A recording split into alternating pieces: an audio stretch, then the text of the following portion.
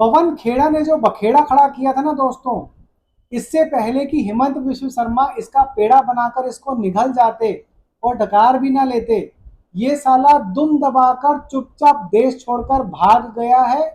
और कहां भागा है? ये सीधा पहुंचा है मलेशिया। जी हाँ दोस्तों, विश्वस्त सूत्रों से साफ साफ पता चल रहा है कि ये उड़कर मलेशिया पहुंच चुका है। और पता है वहां पर इसको सपोर्ट करने वाला कौन है? इसको सपोर्ट करने वाला है जाकिर नाइक। जाकिर नाइक के चरणों में जाकर ये पड़ गया है, गिर गया है कि भैया मुझे हो सके तो बचा लो। ये वैसे आज या कल में नहीं भागा है, इसकी तो तपस्या जो है वो उसमें कुछ कमी रह गई थी। इसको तो भारत में राज्यसभा की सीट चाहिए थी। अब ये भारत छोड़कर ही जा चुका है और मुझे तो लगता है जो हालात हैं, ये शायद भारत कभी वापस आ ही ना पाए। भाई पवन खेड़ा आजा यार, राज्यसभा की सीट तेरा वेट कर रही है, आके ले ले। क्यों तेरी फटी पड़ी है मलेशिया में? तू क्यों जो है चरणों में गिरा होगा उसके, जाकिर नायक के।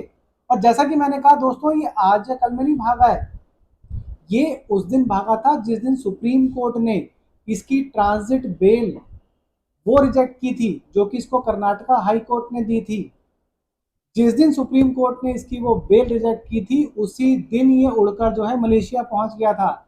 आप लोगों ने देखा होगा कि पिछले लगभग 10-12 दिनों से, जब से ये सुप्रीम कोर्ट ने डिसीजन सुनाया था कि इसकी ट्रांजिट बेल भी रद्द की जा रही है, तब से भाई साहब इसने कोई पॉलिटिकल बयान नहीं दिया है, ना ये मीडिया में आया है, ना इसको लेके कोई खबर छपी है। जहां भी जा रहे हैं इसके वकील ही जा रहे हैं हर जगह, क्योंकि ये सीधा पहले से ही उड़कर मलेशिया पहुंच चुका है। कल तो अब असम की जो हाई कोर्ट है उसने भी क्लियर कर दिया कि भैया तुम्हें हम कोई एंटिसिपेटरी बेल नहीं देने वाले। तुमने जो कांड किया है ना, उसकी वजह से एंटिसिपेटरी बेल मिल ही नहीं सकती है। क्लियर क्लियर हाई कोर्ट ने कहा है कि कस्टोडियल इंटेरोगेशन जरूरी है। कस्टोडियल इंटेरोगेशन दोस्तों, क्लियर वर्ड यूज किए हैं, इंटेरोगेशन, इन्वेस्टिगेशन नहीं। मतलब आपको उसको पकड़कर लेकर आना है और उसको चाहे थर्ड डिग्री ही क्यों ना देनी पड़े, उससे आपको इंटेरोगेट करना है, इन्वेस्टिगेशन नहीं करनी है। आपको कड़ाई से पूछताछ करनी है उससे। क्यों? क्योंकि आपने जो इल्जाम लगाए थे रिंकी भुइया शर्मा के ऊपर कि आपके पास 3-3 नकली पासपोर्ट हैं, वो सारे के सारे फर्जी घोषित हो चुके हैं। मिनिस्ट्री ऑफ एक्सटर्नल अफेयर्स ने क्लियर कर दिया है। और जिस जिस देश के आपने बताए थे उनसे भी इंफॉर्मेशन आ गई है कि भाई साहब क्लियर कट है कि ये फर्जी डॉक्यूमेंट थे। और ये जो डॉक्यूमेंट उठाए गए थे, ये मैंने पहले भी बताया था आप लोगों को कि किसी पाकिस्तान के ट्विटर हैंडल से ये उठाए गए थे। वहां से उठाकर इन्होंने सीधा सीधा उसको जो है प्रेस कॉन्फ्रेंस में लाके चेप दिया। हालांकि इसके साथ उस वक्त गौरव गोगोई भी था, और शायद वो अपना छत्तीसगढ़ का जो एक्स सीएम है भूपेश बघेल, वो भी था। उनमें से किसी ने मुंह नहीं खोला। इसको फंसाना था, इसको फंसा दिया। इसकी तपस्या में कहीं ना कहीं कमी रह गई है दोस्तों, इसी वजह से जो है अब इसको मलेशिया भागना पड़ रहा है। और ये जाकिर नाइक की शरण में जाके जो है वो वहां पर गिड़गिड़ा रहा है। वैसे इसकी जानकारी के लिए बता दूं दोस्तों कि इंडिया और मलेशिया के बीच में अब एक्स्ट्राडिशन ट्रीटी है, यानी कि परस्पर जो प्रत्यर्पण पर संधि होती है, प्रत्यर्पण, यानी कि आपका कोई भी क्रिमिनल अगर किसी दूसरे देश में, या जैसे कि इस केस में मलेशिया है, वहां पर गया हुआ है, तो इंडियन जो वहां पे पुलिस है, इंडियन जो क्या कहते हैं, इंडियन गवर्नमेंट वहां से इसको लेकर आ सकती है, एक्स्ट्राडाइट करा सकती है इसको। मलेशिया गवर्नमेंट को सबूत दिखाकर पवन खेड़ा को वापस लेकर आया जा सकता है। लेकिन जाकिर नाइक की शरण में पहुंच गया है ये दोस्तों। और जाकिर नाइक कहाँ रहता है? जाकिर नाइक जो है वो या तो रहता है कुआलालंपुर में, या फिर पुत्रजया करके जो है एक जगह है मलेशिया में, वहां पर रहता है। और वो जिस लोकेशन पर रहता है दोस्तों, वहां पे पवन खेड़ा को ढूंढना थोड़ा सा मुश्किल हो सकता है। वहां पे वो आसानी से छुपाया जा सकता है। इसी वजह से पवन खेड़ा जो है वो अब मलेशिया भाग चुका है। जिस हिसाब से दोस्तों इसने जिस गंदे तरीके से उस महिला के ऊपर, सीएम की जो है पत्नी के ऊपर इल्जाम लगाए थे, मैं तो कहता हूं इसको सजा मिलनी ही चाहिए। गुवाहाटी हाई कोर्ट ने क्लियर कर दिया कि भाई साहब इसकी कस्टोडियल इन्वेस्टिगेशन करो। सुप्रीम कोर्ट ने भी कह दिया कि आपने फर्जी डॉक्यूमेंट दिए थे, उसकी इन्वेस्टिगेशन होनी चाहिए कि आपके पास कहाँ से ये डॉक्यूमेंट आए। और तो और जब ये कर्नाटका हाई कोर्ट गया था वहां पे भी इसने फ्रंट पेज अपना दिया था आधार कार्ड का, और बैक पेज जो है अपनी बीवी का दिया था। उसमें भी एड्रेस जो है वो दिल्ली का ही था, हालांकि इसने ये दिखाने के लिए दिया था कि मेरी बीवी का जो है घर है यहाँ पे कर्नाटका में, इसीलिए मैं जो है यहाँ पे बेल अप्लाई कर सकता हूँ। उसकी वो मांग हालांकि मानी नहीं गई थी, लेकिन फिर भी ट्रांजिट बेल दे दी थी, जो कि सुप्रीम कोर्ट ने बाद में कैंसिल कर दी थी। हिमंत विश्व शर्मा ने भी दोस्तों इसको लेके बहुत ही सदा हुआ बयान दिया है। जब उनसे पूछा गया कि पवन खेड़ा की जो है वो अब जो ट्रांजिट बेल थी, खैर वो तो कैंसिल कर ही दी गई है, असम हाई कोर्ट ने भी बोल दिया है कि उनको जो है एंटिसिपेटरी बेल नहीं मिलेगी। असम पुलिस ने जो कार्रवाई करनी है वो कर सकते हैं, कस्टोडियल उनको इन्वेस्टिगेशन कस्टोडियल इंटेरोगेशन करनी चाहिए उनको, पवन खेड़ा को पकड़कर। तो जो हेमंत विश्व शर्मा का कहना था वो ये कहना था कि अभी मॉडल कोड ऑफ कंडक्ट लगा हुआ है, तो जब तक जो है 4 मई तक इलेक्शन के नतीजे नहीं आ जाते और मैं दोबारा सीएम नहीं बन जाता, तब तक मैं कोई एक्शन नहीं ले सकता।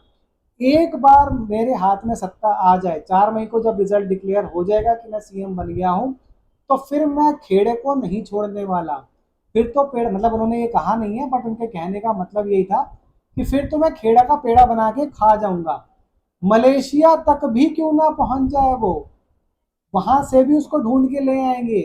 ये अगर कहीं और भागा होता ना, एंटीगा भागा होता, बरमूडा भागा होता, जहां पे कि हमारे पास एक्स्ट्राडिशन ट्रीटी नहीं है, प्रत्यर्पण संधि नहीं है, तब तो शायद फिर भी बच जाता। लेकिन जैसा कि मैंने कहा कि भाई साहब अगर ये पुत्रजया में बैठा हुआ है तो वहां पर ढूंढना इसको थोड़ा सा मुश्किल है। लेकिन पता है दोस्तों आपको क्या है, जो जितना ज्यादा जो है बड़ा आदमी होता है ना, या जितना ज्यादा फेमस आदमी होता है, और अभी ये फेमस तो हो ही गया है जब से रिंकी भुइया शर्मा का केस हुआ है, जितना ज्यादा फेमस आदमी होता है ना उसके छुपने की जगह उतनी ही कम हो जाती है। ये हालांकि मैंने जो डायलॉग चुराया है किसी फिल्म से चुराया है, मुझे फिल्म का नाम ध्यान नहीं आ रहा, कौन सी फिल्म थी, कि जितना भी आदमी बड़ा होता जाता है उतनी उसकी छुपने की जगह जो है कम हो जाती है। बहुत बेहतरीन डायलॉग था, तो मैंने सोचा चलिए आज मेरे मुंह पे आया तो मैंने यूज कर ही लिया है इसको, क्यों ना यूज किया जाए भाई साहब। तो दोस्तों खैर कहने का मतलब ये है कि भाई साहब ये भगोड़ा जो है भाग कर जा चुका है मलेशिया, लेकिन भारत सरकार हो या फिर असम की सरकार हो, पीछा नहीं छोड़ने वाली है इसका। और ये केस तो नजीर बनना चाहिए, ये सबके सामने ऐसा केस पेश होना चाहिए कि अगर आप फॉर्ज डॉक्यूमेंट जो है वो दोगे बनाकर, या कहीं से लेकर आप जबरदस्ती फॉल्स डॉक्यूमेंट के बेसिस पे कुछ भी फॉल्स क्लेम लगाओगे, तो आपको सजा ही नहीं होगी, आपको अच्छे से पेला भी जाएगा, और हो सकता है आपके ऊपर एनआईए भी केस कर दे देशद्रोह का। ये भी होना चाहिए, क्योंकि आप किसी भारत के सीएम की पत्नी के ऊपर इल्जाम लगा रहे हैं। अब सीधी सी बात है दोस्तों, गौरव गोगोई की पत्नी के ऊपर भी जो है वो हेमंत विश्व शर्मा ने इल्जाम लगाए थे कि वो पाकिस्तान में काम कर चुकी हैं, पाकिस्तान की एम्बेसी में काम कर चुकी हैं, उनके बहुत सारे पाकिस्तानी लोगों से रिलेशनशिप हैं, और वो पाकिस्तान वो भी जाती रहती हैं, गौरव गोगोई भी जाते रहते हैं। ऐसा आज तक क्यों नहीं हुआ कि गौरव गोगोई ने या उनकी पत्नी ने हेमंत विश्व शर्मा के ऊपर केस कर दिया हो। कहीं ना कहीं तो इन बातों में सच्चाई है ना दोस्तों, तभी तो उन्होंने केस नहीं किया। रिंकी भुइया शर्मा के ऊपर जैसे ही इल्जाम लगे, 12 घंटे से भी कम के समय में उन्होंने जाकर एफआईआर कर दी पुलिस में कि मेरे खिलाफ जो ये साजिश की जा रही है इसकी आपको एफआईआर करनी चाहिए और इन्वेस्टिगेशन करनी चाहिए।